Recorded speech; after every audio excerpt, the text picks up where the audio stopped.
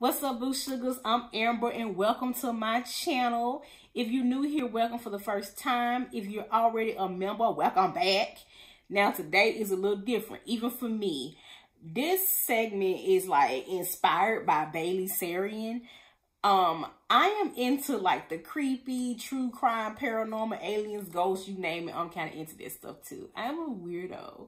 And this content's gonna be a little different. I'm going to tell y'all about a few paranormal experiences that I've had.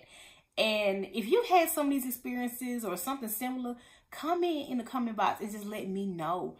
And also, y'all let me know if y'all would like me to continue doing like paranormal and ghost stories and true crime stories while I'm doing my makeup. So yeah, stay tuned. I'll put the products that I use in the description box.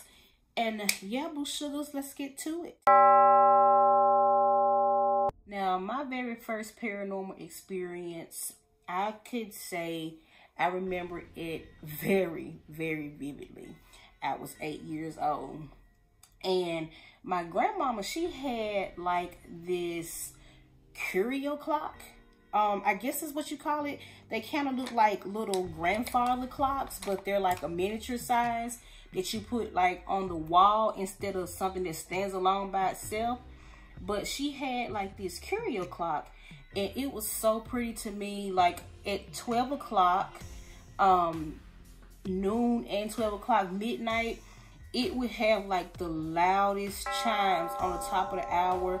And even though the clock was pretty, it was also kind of creepy, and like how loud this clock would be every time it hit like the 12 o'clock top of the hour. It was just perplexing to me. She had this clock for years, and she had gotten that clock. I was probably, I'd say about 5 years old when she got the clock. So she had the clock for a while. So it wasn't anything new per se. Now, I don't know the origins of the clock. I don't know if she bought the clock brand new or if it was like an antique or something handed down. I don't know. But the more time I spent around this clock, the more uneasy I got about this clock. Okay, so I'm going to tell y'all what used to happen.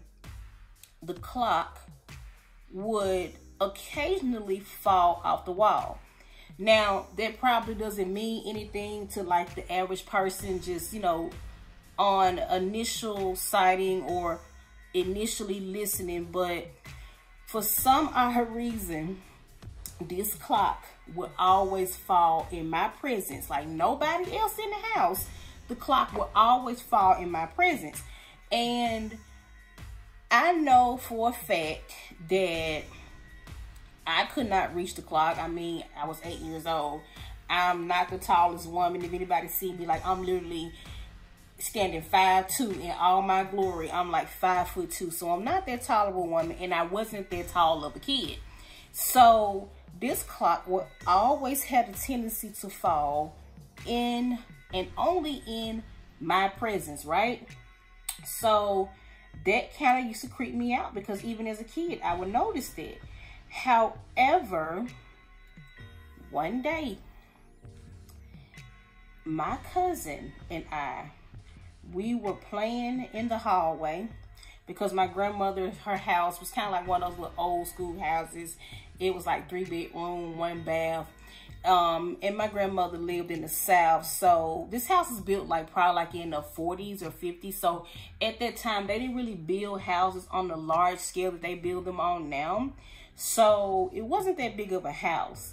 So anyway, my sister and I, not my sister, my cousin and I, we were playing in the hallway, just doing what kids do, running up and down the hallway. And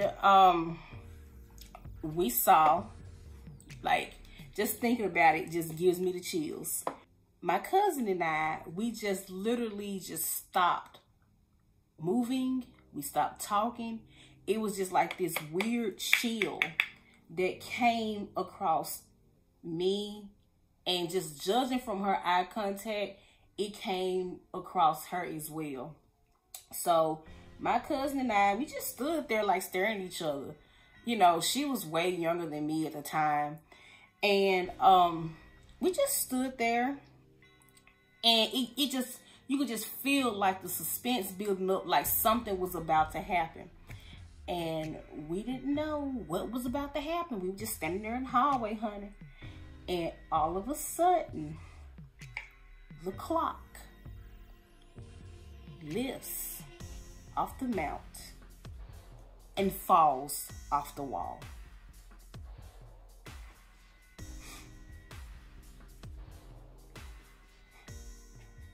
This is where, like, if you scared and you know you're not about that life, this is where you will run, right?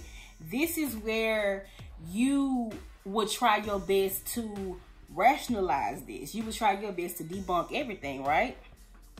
And remember, for the longest, I had been telling people that, hey, this clock always falls in my presence. And I always thought, you know, like, hey, you know, you keep running through the house and everything. But at that moment, we were not running through the house. And even with us running through the house, how can you explain a clock lifting and falling off the wall? Can't explain it. Okay. This is my second paranormal experience. At this point in time, I was 15 years old, and I was a sophomore in high school. My oldest sister had come to visit us from Sydney, Australia. Isn't that crazy? Like, Sydney, Australia. That's where my oldest sister lives. So she had come to visit us. And as crazy as it may sound, it was her first time coming to visit us, right? So my parents had not too long ago, I would say they were in this home maybe 2 years. No, not even 2 years. They were in that house like a little over a year. So like shy of 2 years. And this home was a brand new home. This was like a newly constructed home. Nobody had ever lived there before. Now, we don't know exactly what was under the home, like we don't know like the origins or history of the land the house was on or anything like that. But this was safe to say, I mean, I'm saying safe to say, this was a brand new home. So when you think about weird things, ghosts, or paranormal, anything like that, you would never think that anything weird would happen in like a new home, okay? Yeah, sure. So this particular night, it was me, my younger sister, Sensory Overload. Check her out on her channel. So my younger sister, Sensory Overload, and my oldest sister. We were all sitting in my bedroom, and we were just sitting there talking. It was like late in the, like, kind of like the wee hours of the morning. And my parents were in the other room asleep. So we were just sitting on the bed, just discussing like typical girl talk, you know, things that teenagers talk about. And I heard footsteps upstairs, because above my bedroom was an expandable bedroom, and at that time that room was not finished. We never did finish that room before we moved from that house, so there was really no reason for anybody or anything to be in there. So it was just essentially like expanded attic space. But at the time, me and my sisters, we were just sitting there chatting, and I heard these footsteps upstairs. And you know how you get that feeling, that uneasy feeling where you like, okay, I heard something, but I'm going to play it off because I want to make sure I'm not hearing something. So I sat there like I always do, like a deer in the headlights, honey. And I didn't say anything. I just sat there and just watched my two sisters' reaction. Because I'm like, if they react, then I'm going to react. If they don't react, I'm going to act like nothing ever happened, honey. You know, black folks die in scary movies, honey. So we just sitting there chatting it up, minding our own business. And I keep hearing this pacing, and it kept getting louder and louder. And what was so weird about this pacing is it would go from one end of the room and it would go to the other end of the room, back and forth several times. And it was so detailed. I'm getting the chills just talking about it. It was so detailed that when whatever or whoever it was, when it turned, you could hear the shoes slide on the floor. Yes, honey. You could hear the shoes sliding on the floor. Sound like the ghost had some cheap ass Stacey Adams or something on. I don't know, but honey, Casper had on some funeral shoes and he was walking up in the attic. So my sisters and I, we all look at each other and we were like, hey man, did you hear that? And so we like, yeah. So the first thing you would think is to go check your mother and father's room. Make sure they're not upstairs walking and pacing the floor. But we knew that, and then plus we passed their bedroom on the way upstairs and they were still in the bed sleep. And I say sleep like they hadn't moved in hours, right? So what we decided to do, we just got in this line, okay? We all had a weapon. I had a knife. Zanisha had, I think she had some scissors. And my sister, I think she had like a toy, but like a toy that could like do damage. I'm not sure, but I remember I had a knife. So what we did was, just to protect my youngest sister, we put her in the center, okay? And our theory was, like, if we come into this room and there's somebody up there, there's an intruder up there, Zanisha would be first. That'll give Zensari enough time to escape, okay? And I'll be the last, and you know, whatever. And looking from another point of view, where if somebody came from behind, I would be first and my sister would have time to get away. So that was why we put her in the middle. She was the youngest and she was also the smallest. So just in case anything popped off, she wouldn't be the first one to, you know, catch them hands or them ghost blows or whatever it may be, honey. She wasn't going to catch them phantom hands if it was something up there. So we get upstairs, right? And as I'm climbing these stairs, I'm getting more and more terrified as I go up these stairs, right? My blood, like, have you been so scared, like, your blood just start to feel cold and your stomach feel like it's sinking? Please click like if you have ever experienced anything like that. It is the worst feeling ever because we don't know what we're walking into, right? So we get upstairs and we walk in the room. Nothing. When I say nothing, absolutely nothing. The window had not been opened. There was no disturbance of anything upstairs. Because remember I said, like, this was like extra attic space, right? So everything in that room was how we left it, like months ago. So there was nothing disturbed. There was no sign that there was ever anything up there other than what we heard. So the next morning at breakfast, we told our parents. They didn't hear anything. Of course, they slept the whole time. And our father, he went back upstairs to check and he never found anything. So that was yet another isolated paranormal incident that, thank God, I had other people around me who experienced the same thing, because it makes it a little more easy to deal with when you know that you're not the only one who experiencing some scary bullshit. So yeah, that was the second paranormal experience. Boo.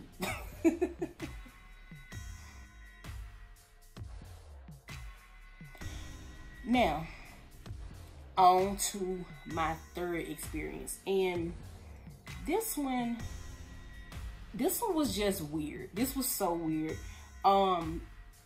this happened in the presence of other people, but I don't think people were kind of lucid enough to remember like I was.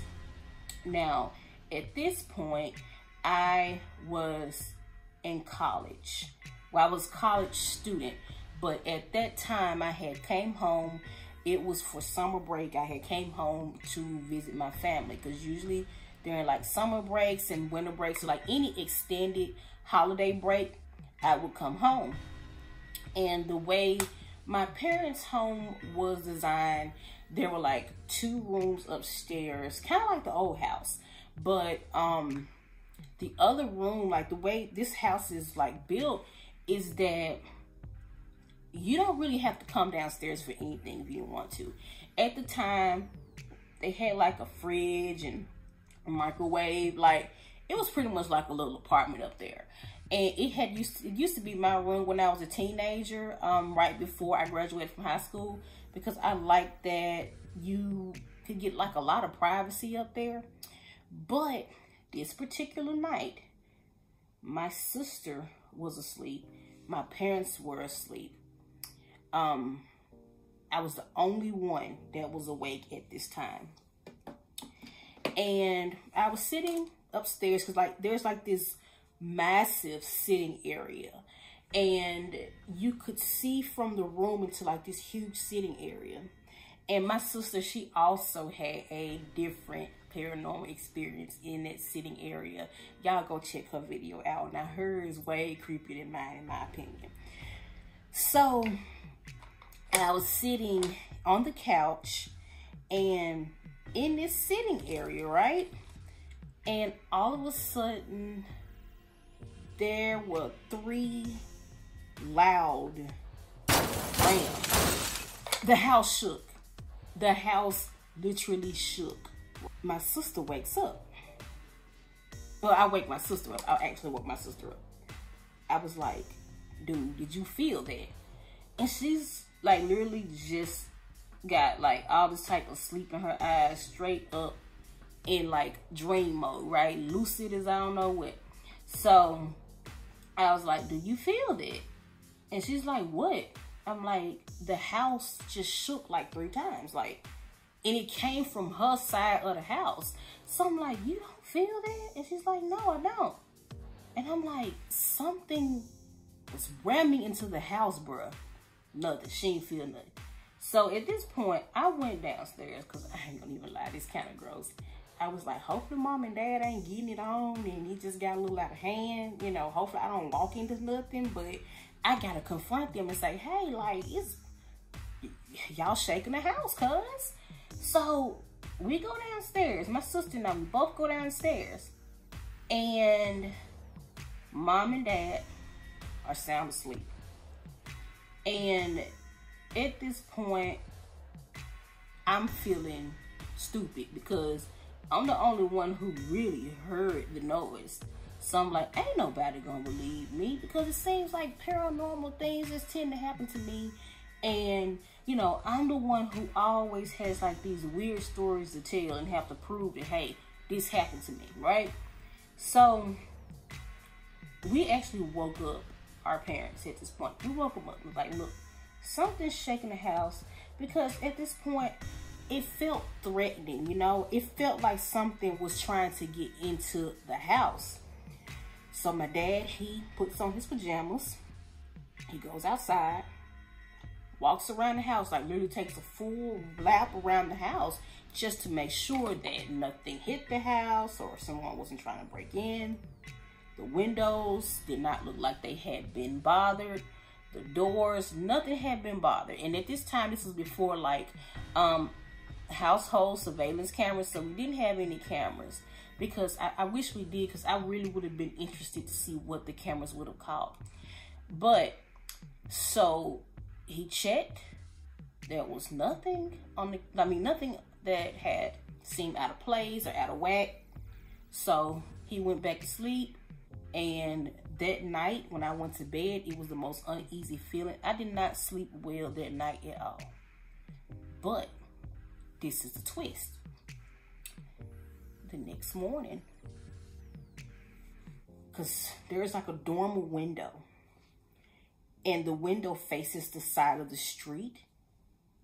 And so the next morning we look out the dormer window, and on the gutter were these 2 indentations that were not there before that night I heard that banging. So I don't know what it was or who it was, but something dented my parents' gutters and was trying to get in our house. From these stories, it's safe to say that I have a very interesting life and relationship when it comes to like the weird and the unexplained. Is it safe to say that? Probably so. Now, this one, I don't know how to explain this one. I found out in the worst way that I have like an allergic reaction to codeine. So, starting my freshman year of college, I had like, well, this gap, it came back. But I used to have braces. I know it's hard to tell now, but at one point in time, your girl had braces. I was brace face. And I had to get like this piece of tissue removed from between my gap. I used to have like this little piece of meat that used to hang in between my gap. So I had to get this surgically removed, right? Before they were able to close my gap with my braces and take my braces off. Because if not, the gap would come back. But lo and behold, the gap came back. Wear your retainer, kids. So, what was so crazy, this particular procedure wasn't able to just be performed by just anybody. There was a certain type of dentist that had to perform this procedure. So, I had to get like set up for this appointment like months in advance, right? And this was my senior year of high school when they finally realized that this big old piece of steak was hanging in between my teeth and needed to be removed. So check this out, y'all. I went the whole summer waiting for this appointment. And why did this appointment, my surgery, was scheduled the week before my first week of college ever? So there was no way around it. Like, if I didn't get it done that day, it wasn't going to get done. And I was going to have to have my braces on like for extended periods of time until I was able to get the surgery, this procedure done. And being the fact that I went to school out of state, and as a freshman, I didn't have a car. So it was going to be like, it's safe to say, impossible for me to get back and get this procedure taken care of. So I was like, I don't want my first week of college to be me stuck in a room, stitched up, doped up, hey, whatever. So I had no other choice. So I got this surgery. And at the time, I did not know I was allergic to codeine at all. So they put me like on this codeine syrup, like a codeine cough syrup. Y'all, this stuff had me gone. At least I think it was the codeine. A part of me feel like it was the codeine, another part of me feel like it wasn't. But I had like the hardest time keeping food down. I had the hardest time staying awake. It was just a real struggle when I had this medicine in my system. And like I said, I didn't know I was allergic. So I would just take my medicine as prescribed, and I didn't think anything of it. And so I was not able to keep food down. Like, it was really, really bad, y'all. So I was walking to class, and I attended the University of Southern Mississippi. Go Eagles. Nasty bunch. So I attended the University of Southern Mississippi in Hattiesburg, Mississippi. And if anyone has ever been to their campus, they'll know that this is a very small campus. Beautiful campus, but it's really not that big. And the dorms are kind of like in the center of the campus. So no matter what dorm you stayed in, unless you stayed like over in like Hillcrest Hall, you didn't really have that long of a commute from your dorms to your class. So this particular day, I was walking to class, and down in Hattiesburg, it's pretty much coastal. So you don't really get any real winters. Like, you hardly ever have to wear a coat. It's very seldom where it gets below like 50 degrees. So I was walking to class and there was this guy. It's safe to assume it was a guy because it was a silhouette of a male. And he had like this hoodie on. And just like this black hoodie and these black sweatpants. I could not see that man's face. You hear me, y'all? I couldn't make out his face, nothing. But as I was walking to class, this guy with this hoodie on, he would like just be standing like in the cut. He was always where I could see him, but he would never approach me, never say anything to me, nothing. He would just sit there and watch. And as I'm walking to class, you see his head move, following me, you know. And I'm like, okay, I'm scared, right? So I would see this man going to class. I would see this man coming from class. And one particular day, this was probably a week after I initially noticed whoever this random dude was, I was sitting like in front of College Hall, and College Hall at the time was where a lot of like the English classes, journalism classes, that's where they held most of their classes. And it was like this old building that had like these stoops on the front porch. So it would be nothing for people to just sit and congregate on the stoop outside of this, you know, this building or whatever. And so on this particular day, I'm sitting there rapping, you know, talking to my friends. And this same guy in the hoodie, y'all, he just walks up there and he just sits down on the stoop right by my friend. And my friend, he just keeps right on talking to me. And I'm just like, so you don't see this dude with this hoodie with the dark face? You don't see this dude? I ain't gonna say dark face. He had no face. Dude didn't have no face. So you don't see this faceless dude in a hoodie sitting right next to you on the stoop. And my friend, he kept talking. He did not react. Nothing. As if this guy was not there at all. Like, you don't see this dude, like, sitting here next to you. Nothing. You ain't gonna talk to him. You ain't gonna say, hey, nothing. And so I was like, Rob. Because his name was Rob. So I'm like, Rob, I'm scared. And Rob looks at me more like, okay, he was scared of me, not this phantom sitting next to him. And I was like, there's a guy sitting next to you. Can you not see this guy sitting next to you? And Rob was like,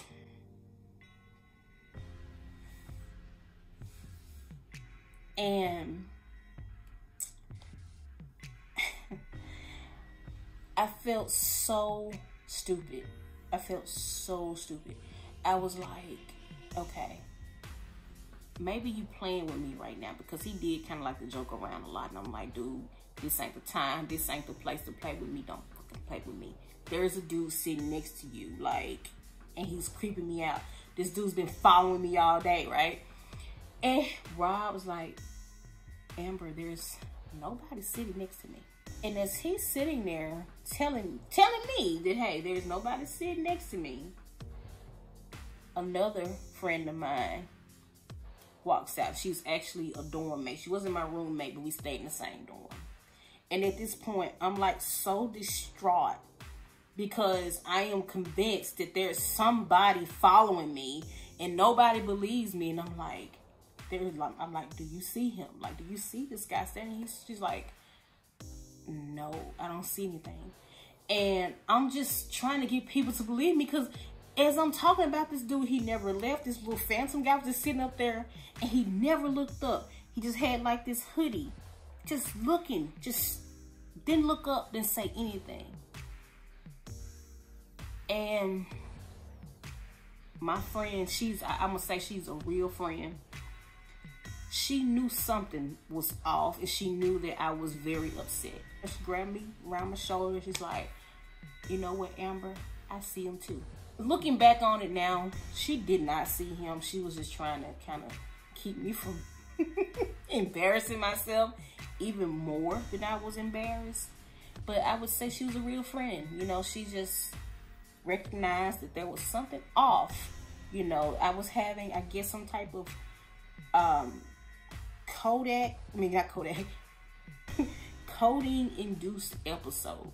Okay, I guess that's the best way to put it. Because like I said, I didn't even know I was allergic to codeine. I didn't even know that there was codeine in the syrup at that time. So I was in this drug-induced panic, I guess. So they walked me to my dorm room and they got me some dinner. They picked up dinner for me and they brought it to my room. Because y'all, at that time, I was just so tired. I was so exhausted that all I wanted to do was just sleep. That was all I wanted to do. That was the only thing that I could find the strength in my body to do, was to just lay there and just go to sleep because I was just exhausted, right?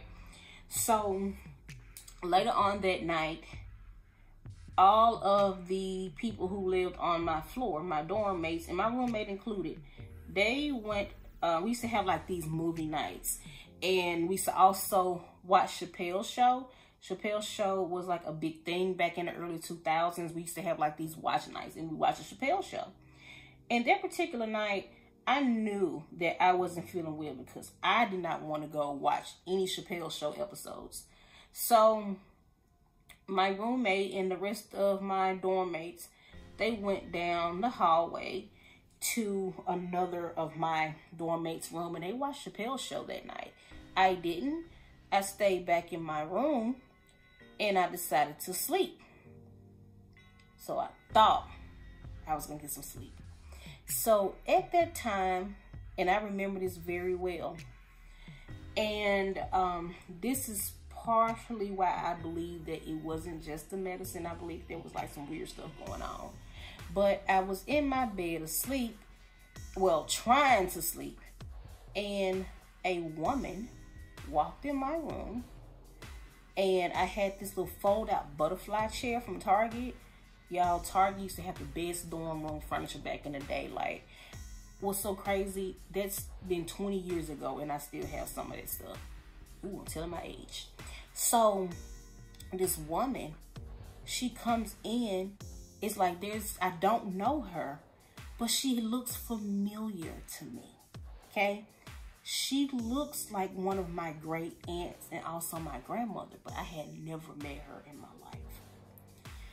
So she comes in and she sits in this butterfly chair and she just starts talking to me. Very, very friendly, very concerned, asking how I'm feeling, how am I enjoying school. And I am having a full-fledged conversation with my little ghost friend in my room while everybody else watching the Chappelle Show. So, in the midst of me having this conversation with her, I remember this like yesterday. All of a sudden, my room, the dorm room opens, and there's like this light comes in through the door. And it's my roommate. And you know how when you're like in the dark, and all of a sudden light pierces the room, it's like it hurts when it hurts, you know, when it hurts your eyes. So I'm just sitting up there, you know, trying to adjust to the light. And my roommate, she has this weird look on her face. She was like, who are you in here talking to? And I'm like, well, you didn't see my friend? I didn't know her name, honey. I'm like, you didn't see my friend? I'm like, she just walked out, literally walked past you. You didn't see her? And she was like, girl, no. So that was another one. And I thought that being in college, that, you know, maybe my little kindred spirits would kind of leave me alone. I guess I was wrong. Now, what ended up happening though, I kept having allergic reactions to that medicine. And it got to the point to where I was starting to dehydrate. And I never just got like addicted to it or anything like that, because a lot of times people get addicted to that stuff. That wasn't the issue with me. It was like my body was just kind of purging itself of all of its nutrients. I just couldn't keep anything in my system. So it was just dangerous for me. And I went to the doctor and they said that, you know, maybe you're just allergic to this medicine. And I did like the way the medicine, it was very good when it came to like controlling the pain.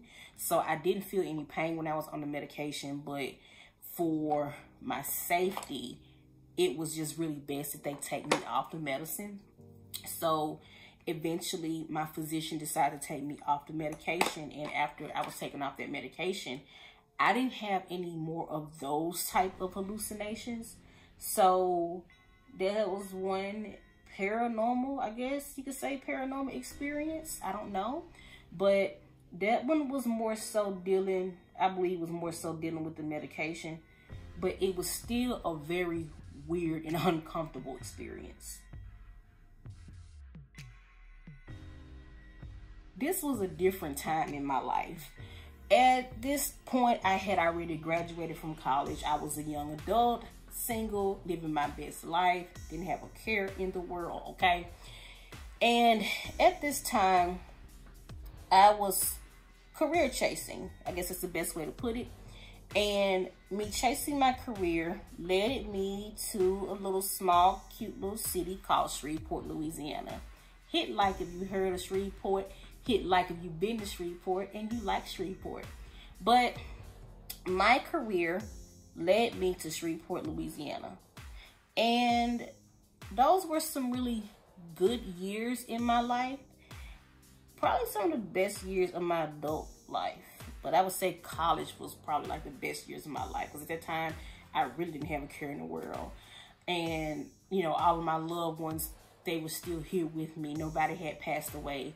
Like, if I could just live in those moments, I promise you I would. But I had gotten a condo in Shreveport, Louisiana, off this beautiful reservoir and lake called Cross Lake.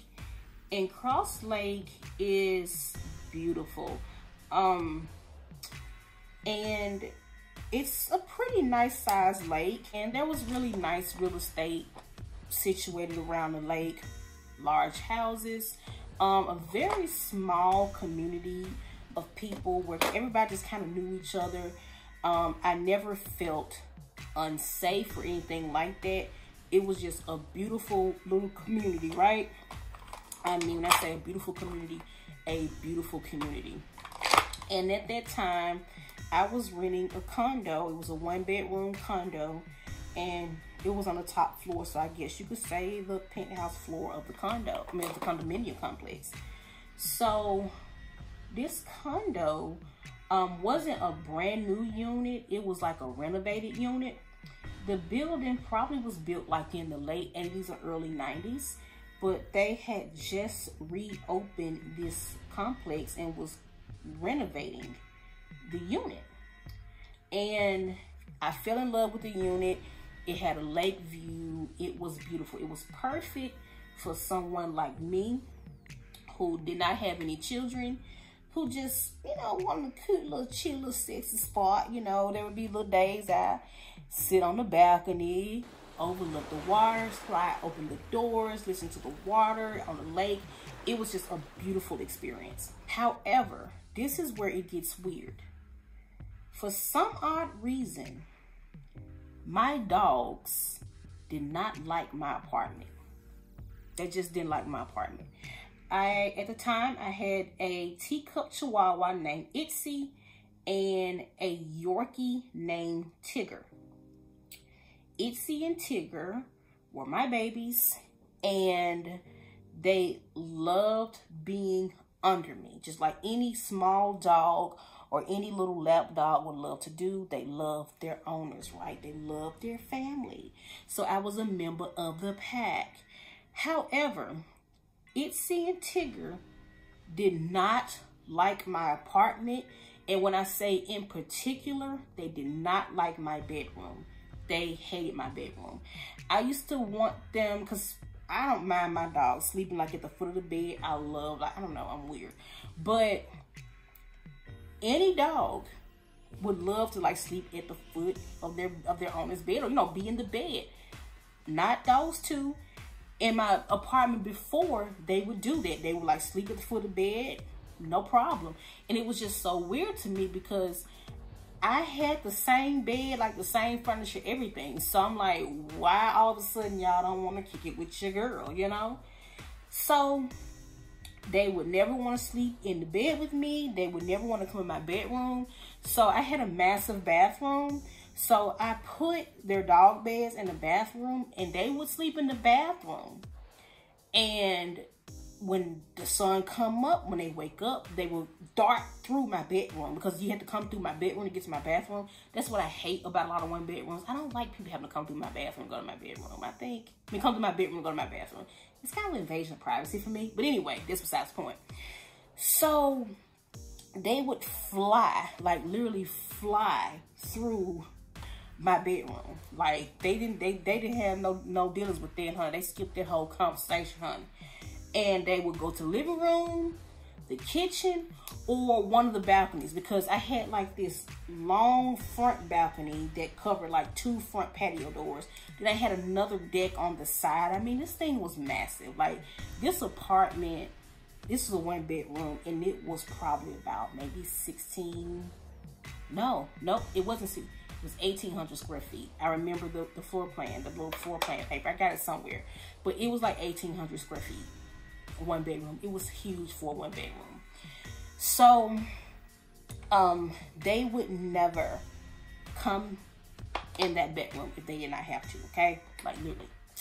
So I would notice things, weird things, such as me coming home and my lights would be on when I know I turned them off and I did not come home on lunch break. I would also notice things like, one time, this is so weird, I came home, my dogs were outside on the balcony on the side, and it creeped me out because I did not let them out at that moment. This is so weird I'm talking about this. I just hardly ever talk about this. But they were sitting on the balcony. Their food, their bowls, everything was sitting outside on the balcony. And that was very weird for me because I know I did not let them out. And I didn't know how long they had been on the balcony. So that would happen. Also, like, things that I put in one place would end up somewhere completely different. Weird. But nothing ever came up missing. I never felt threatened. And so, this was a different time, okay? This was, so y'all be like, you crazy for doing this. So, I started mingling with the people, like my neighbors who lived in the condominium complex. And we all became like really, really cool. So when I say cool, so cool that we would leave the doors unlocked.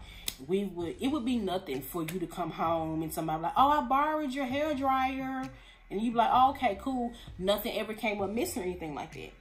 So in the midst of me building good relationships with my neighbors, I kind of forgot about my stuff coming up moved or missing. And it made me overlook it even more because I could just write it off as my neighbors came by, you know, and they were here and they left the light on or they cut the light off. So I just wrote it off as my neighbors, not thinking anything of it. And at this time, my dogs still did not with my bedroom. And when they would come, especially even when I was like at home, I would really have to find a way to kind of coerce them to come into the bedroom or even come through the bedroom to go to bed. They would stand in the doorway and they would just stare at me. They would not come in my room for nothing, okay? They weren't dealing with the bedroom. How much I gotta tell y'all? So this particular night, Itsy just whined all night long. Like, she whined all night. And it was so weird. And Tigger was just, it was almost like he wasn't even there. And you know dogs like have like this peaked sense of hearing. And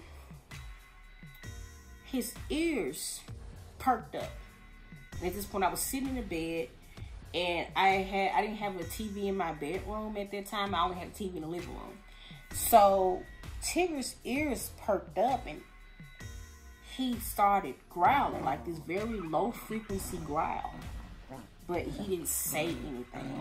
Well, he's a dog, he's not gonna say anything, but he just had this low frequency growl, but nothing ever came from it. I just kind of wrote it off. I was like, well, maybe he hears like one of my neighbors coming home and it just kind of freaked him out. No big deal, right? So I didn't think anything of it. But in hindsight, it's so creepy. I decided that I really, really needed like some sleep, because they were just on some extra stuff. Like, Tigger was acting crazy. Itsy was acting crazy. She was whining so much. Like, I hadn't even taken her to the vet earlier that day, and there was like nothing wrong with the damn dog. So Itsy was acting weird. So at that time, I was kind of sort of dating someone, and I asked him to come pick up my dogs just so I could have like a good night's sleep alone. So he picks up my dogs, and the dogs are gone. I am officially the only person at home, for sure. So while I was asleep, I heard my bed, the springs in my bed, you know, a little noise when someone sits on your bed. And I felt the weight barrel down on the foot of my bed.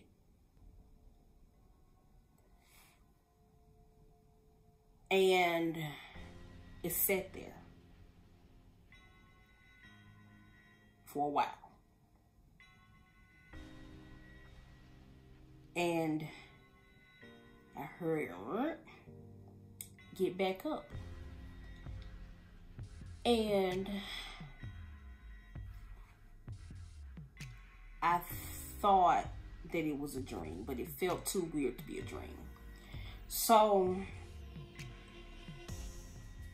I felt the presence get up off the bed. Didn't do anything to me, just sat there. And I woke up. I immediately went across the hall to my neighbor's house. And I was like, did anyone of y'all come over, you know, while I was asleep, or open the door while I was asleep? Because, you know, my door, I had locked my door because I did not want to be bothered, you know. Nobody else had a key. I just did not want to be bothered. And even if someone had a key, there was like a security lock that locked from the inside, but you can't unlock it from the outside. So I even had the security lock. So there was no way someone could have come in there. Like, it was not possible. But I asked my neighbor, I was like, did any of y'all come over, you know, while I was asleep? And she was like, bitch, no. Like, we were at the mall. I was like, okay. I'm not comfortable anymore. So I called my boyfriend back over, and he comes back, he brings the dogs back, and the dogs are like freaking out. Like, it was like the dogs knew that some presence, someone had been there that was not supposed to be there. Tigger was growling, Itsy was still whining. It was a thing, for real, a real thing. So I was creeped out. I went to like this little spiritual store, and I bought some sage, and I was like, you know what? I'm gonna do something. I'm gonna smudge my house, and I'm just gonna, you know, go pray over my house. And that was the beginning of my smudging rituals. Now, no matter where I move to, I always do like a smudge or sage burning just to cleanse that spiritual energy. So that was the beginning of that. So I did that, and it really that incident freaked me out more than anything, because I don't know if y'all ever seen the movie The Entity. It made me think about The Entity, because like, it was in my bed. I'm like, I'm not cool with that, not at all. So I smudged my home, and I thought that would be the end of that. But shortly after, I would hear like little footsteps on the roof. There was no apartment above me. Keep in mind, I said I was like the top floor. So every now and then I would hear like these footsteps on the roof. And I would just kind of suffer in silence because I was like, you know what? I'm not crazy. I think I'm haunted. I really thought I was haunted. And I would hear these footsteps all the time. But I just got used to it because I was like, you know what? Whatever it is not coming in here. It's not bothering me. Whatever. And so shortly after, things just stopped happening. Like all the weird things that I was experiencing just came to a halt. Until my father moved in. My father, he came down to Shreveport for a few months or whatever. And my father, he was retired military, very, very based in facts. He believed in paranormal things, but he was also, I guess, he was trying to rationalize it first. He would never just take the first wild explanation of anything and run with it. But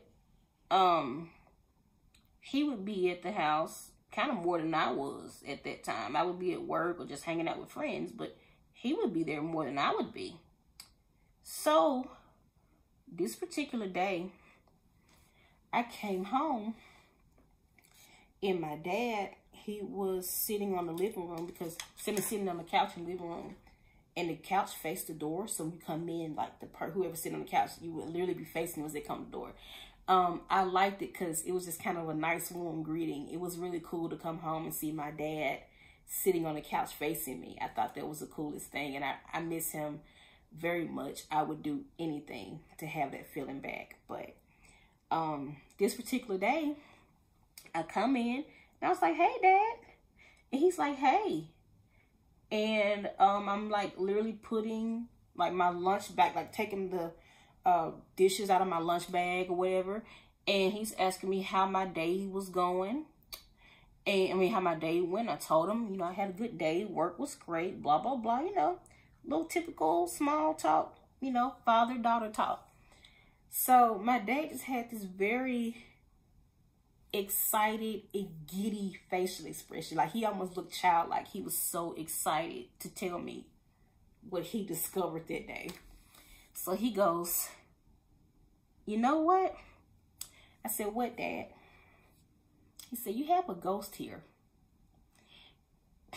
And it just, like, my face just went pale. And he was like, "Yeah, you have a ghost here." And I was like, "What made you say that?" I never told him about any of my experiences.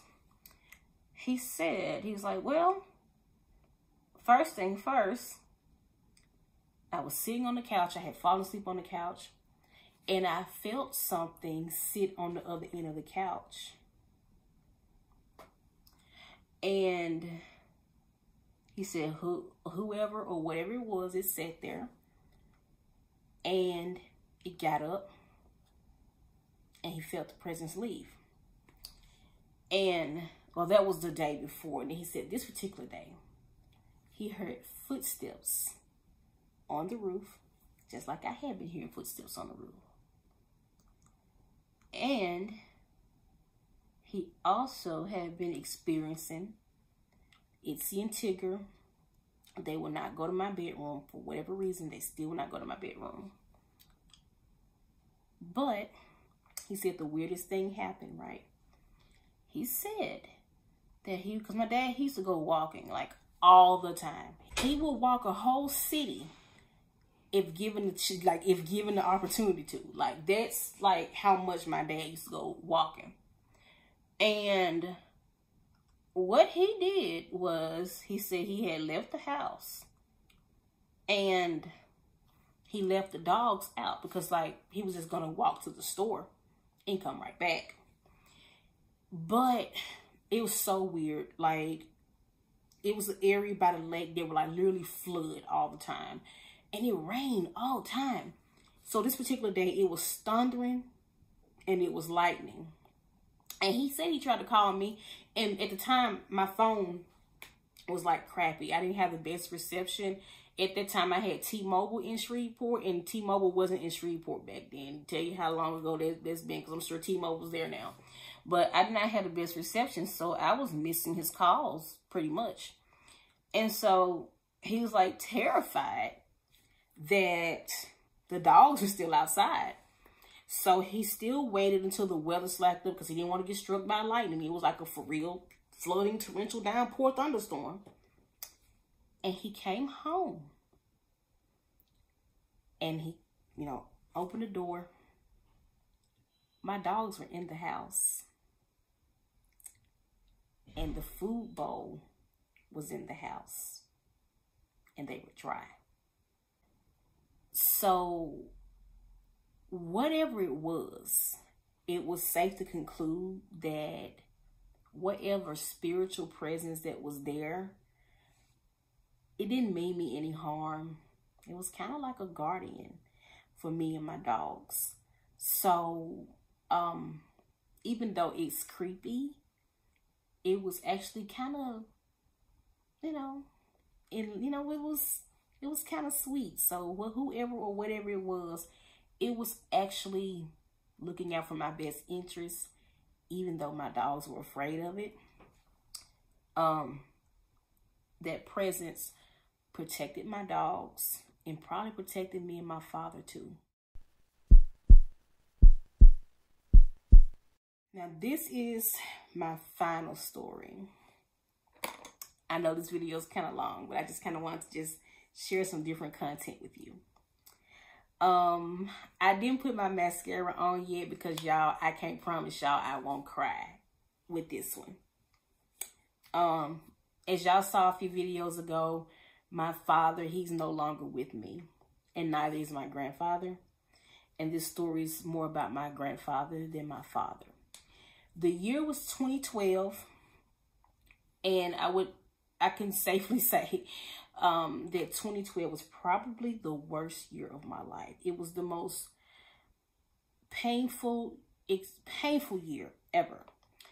But because in 2012, I lost my father on July 1st, 2012, unexpected death. And August 2nd, 2012, I almost lost my mom. And the only reason why, you know, my mom is still with us, for one, through the grace of God, and then two, my sister, she was at home and she was able to call 911 and they were able to revive her, because I literally lost two parents within a 30-day period. I mean, I don't know how anybody, I don't know how anybody can get through something like that. When they say only God knows, like God will put you through nothing more than what you can bear, I believe that, because he knew that if you take both of my parents away from me, you might as well take me too, like a wrap. So in 2012, I lost my father.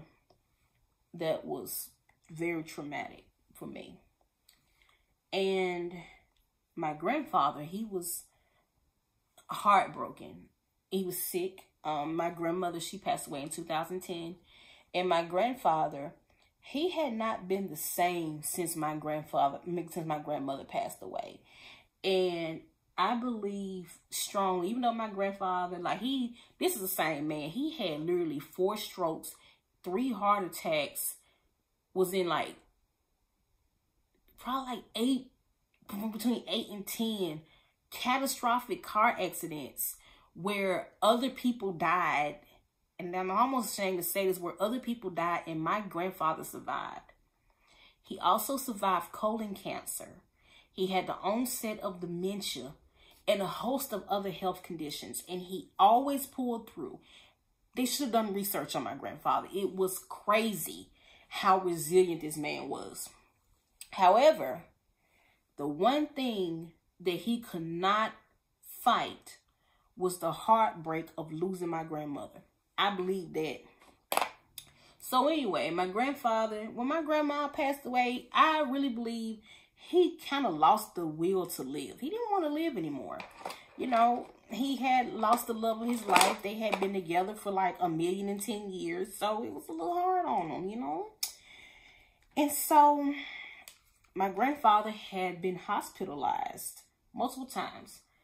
His birthday is the 1st December. Mine is December the 4th. Holla at me, Jay-Z. But my grandfather's birthday was December the 1st. And he spent his birthday in the hospital. And he came home and he had got sick again and they hospitalized him again. So my mom and I, we would go down and we'd check on him, see how he was doing, make sure he didn't need anything.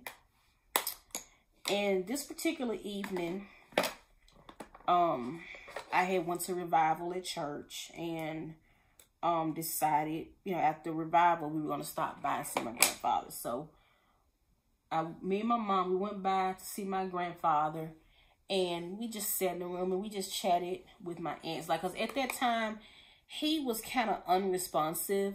We knew that he probably wasn't going to make it this time, but we just, you know, we always pray for the best. So we kicked it with grandfather for a while and then we left. I was at my parents' house. I stayed over my parents' house. And we have a family dog named Peach, Georgia Peach. She's a toy poodle, cutest thing ever. I mean, just a joy. And that night, I went to sleep, brushed my teeth, went to bed. It was just a regular night. At approximately 3:17 a.m., my dog got up, walked to the window, looked out the window, and let out this sad howl. She howled like she had been hit or something. And she went and got back in her bed and she just went to sleep. And around 5 o'clock, it's like, because my alarm used to go off at like 6:15.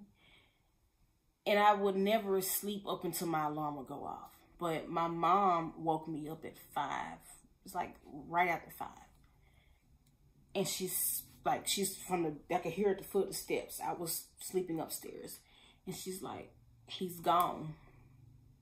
And you know how I knew who she was talking about. I knew what she was talking about. But I didn't want to make the connection. I did not want to make the connection. And she's like, he's gone.